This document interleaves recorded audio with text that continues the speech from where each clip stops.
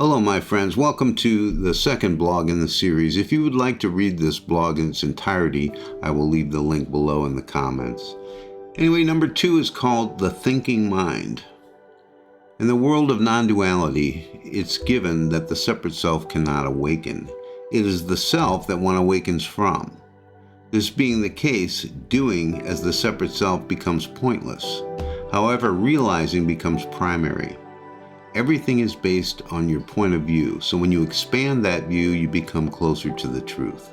A good example of this is in the physical world is the fact that we did not know the Earth was round until we traveled off of it and looked at it from space. This became an expanded point of view and a deeper realization. I think one of the most effective expansions to move toward inner peace and living through the heart is the realization that thoughts have very little consequence.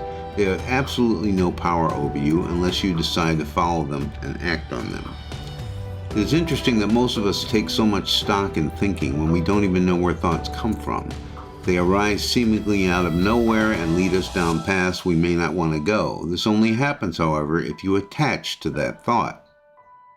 Years ago, I was a Zen temple member in Ann Arbor, Michigan, and for 3 years I learned various meditation methods including chants, walking meditation, sitting for hours at a time.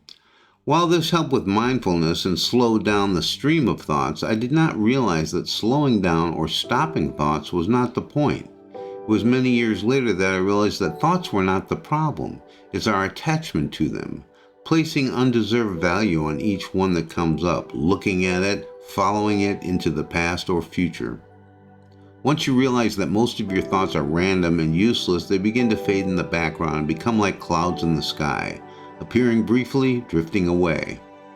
Without the burden of attaching to thoughts, what follows I can only describe as space. A space left open that used to be occupied by clinging to thoughts. It is in this space that intuition expands and creative, productive thoughts that expand the heart begin to appear. Yes, they appear as thoughts, and you still may not have a clue as to where they come from. Yet you can recognize them as inspiration. They become the only thoughts that live in the foreground. If you want to see this for yourself, it's not hard. Take time to look at each thought as it arises. Discern for yourself, is this inspirational or productive? Or will following it be pointless or even detrimental? I knew a guy who did this by watching his thoughts and disregarding 90% of them by saying bullshit to himself.